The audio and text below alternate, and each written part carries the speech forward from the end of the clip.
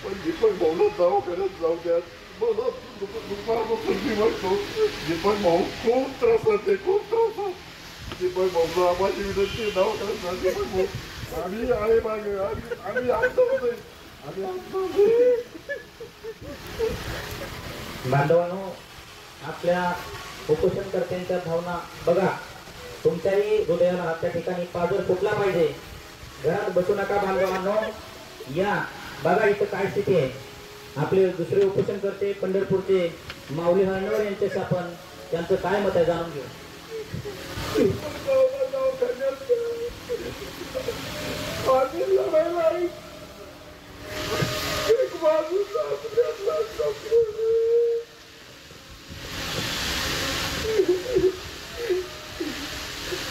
धनगरांचा ढाण्यावाज चित्याची चाल असलेले माऊली हळणवळ या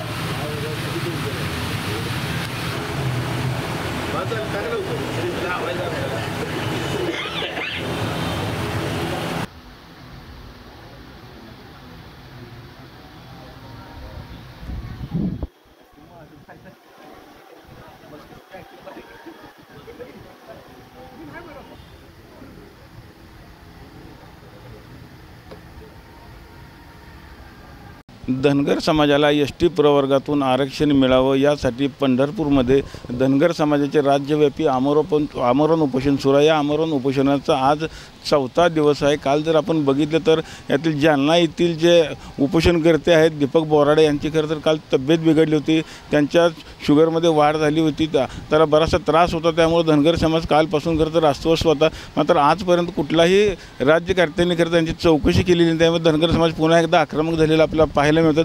आपल्याबरोबर धनगर समाजाचे समन्वयक मस्के सर काय सांगताल, कशा पद्धतीनं आंदोलनाची तीव्रता असणार? गेल्या 4 दिवसापासून राज्यातील आमचे धनगर बांधव या ठिकाणी आमरण उपोषणाला बसलेले आहेत. गेल्या 40 वर्षापासून धनगर एस.टी. आरक्षण अंमलबजावणीची पूर्तता न झाल्यानं प्रत्येक सरकारने या ठिकाणी आम्हाला फसवलेलं आहे. मला आपल्या माध्यमातून शिंदे सरकारला सांगायचं आहे की गेल्या 4 दिवसापासून माझे हे सगळे समाज बांधव या ठिकाणी पोटात अन्नाचा कणसुद्धा नाही आणि आपलं सरकार आणि आपण मात्र या ठिकाणी गौरी गणपतीचे लाडू खात आहेत. गेल्या 4 दिवसापासून एकही सरकारी प्रतिनिधी या ठिकाणी, लोकप्रतिनिधी असेल, खासदार, आमदार, मंत्री असेल, एकही जण या ठिकाणी भेटायला आलेला नाही, चर्चा करायला आलेला नाही. उद्यापासून तमाम राज्यातील आमची लहान लेकरं, बाळं, आया, बहिणी सर्व धनगर बांधव या पंढरपूरच्या दिशेने निघालेले आहेत. मला सरकारला सांगायचं आहे की तात्काळ धनगर एस.टी. आरक्षण अंमलबजावणीची पूर्तता करा, अन्यथा या राज्यामध्ये अराजकता निर्माण झाल्याशिवाय राहणार नाही.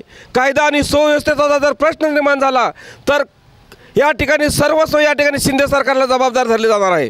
अनेक पक्षांनी खरं तर राज्यामध्ये सत्ता भोगलेली आहे. तुम्हाला ह्यापूर्वी देखील आश्वासन देण्यात आलं, नक्की कोण तुमची फसवणूक करत आहे? या ठिकाणी राज्यातील सगळेच पक्ष, काँग्रेस असेल, राष्ट्रवादी असेल, सेना असेल, भाजप असेल, या सर्वच पक्षांनी या ठिकाणी फुले शाहू आंबेडकरांचं नाव घेऊन तमाम माझ्या बहुजनाचं, धनगर बांधवाचं मतदान घेऊन गेले 60 वर्षे खुर्चीवरती बसली आहेत.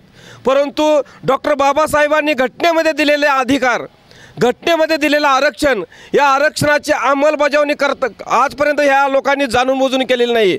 याचं कारण की जे राज्यातले 84 मतदारसंघ आहेत, या 84 मतदारसंघावरती ही प्रस्थापित नेते मंडळी बसली आहे, याच्या खुर्च्या जातील एवढंच एकमेव कारण धरून या ठिकाणी माझ्या तमाम राज्यातल्या धनगर बांधवांना एस.टी. आरक्षण अंमलबजावणीपासून या ठिकाणी लांब ठेवलेलं आहे. उपोषणकर्ते माऊली हळणवळ स्वतः आपल्याबरोबर आहेत. काय सांगताल माऊली, काल तब्येत खराब झाली होती, बिघडली होती? आम्ही एस.टीचं सर्टिफिकेट मिळावं म्हणून या ठिकाणी विठ्ठलाला साकडं घालून या ठिकाणी बसलेलो आहोत. आम्ही घरून येतानाच सांगून आलो आहे, बायकोचं कुंकूपासून आलो आहे, आई आणि मुलाबाळांना सांगून आलो आहे. सर्टिफिकेट घेऊन आम्ही पंढरपूरला घरला येऊ, अन्यथा आमचं अस्थी या चंद्रभागेमध्ये दान करू. आमचा एक सहकारी, एक लढवय्या कार्यकर्ता, कालच्यापासून त्यांची तब्येत बिघडलेली आहे. परंतु राज्यातील कुठलंही लोकप्रतिनिधी किंवा राज्य सरकारमधील कोणीही या आमच्या उपोषणाकडं आलेलं नाही. मुख्यमंत्री महोदय, आपण इतर आंदोलनामध्ये आपण पळत गेलात, 4 मंत्री 10 मंत्री घेऊन गेलात, पण धनगरांचं तुम्हाला काय वावड आहे? तुम्ही एका जातीचे मुख्यमंत्री आहात का? हा प्रश्न आमच्या धनगर बांधवांना पडलेला आहे. आपण बघितलं असेल की धनगर जे आंदोलन करते ते आता भावूक झालेले आपल्याला पाहायला मिळत आहेत. खरं तर कुठलाही आमदार असेल, खासदार असेल किंवा मंत्री असेल, कोणी या आंदोलनाकडे भेट दिली नाही. काल जर आपण बघितलं 6 पैकीचे दीपक बोराडे नावाचे आंदोलनकर्ते, त्यांची तब्येत बिघडली होती आणि त्यांनी उपचार करण्यात देखील आता नकार दिलेला आहे. लवकरात लवकर खरं तर ह्यांचा आरक्षणाचा प्रश्न मार्गी लावावा, अन्यथा याहीपेक्षा तीव्र आंदोलन केलं जाईल असा इशारा देखील आता धनगर समाज बांधवांनी दिलेला आहे. पंढरपुरातून कॅमेरामॅन जगदीश डांगेसर, रवी लगेकर, TV9 मराठी.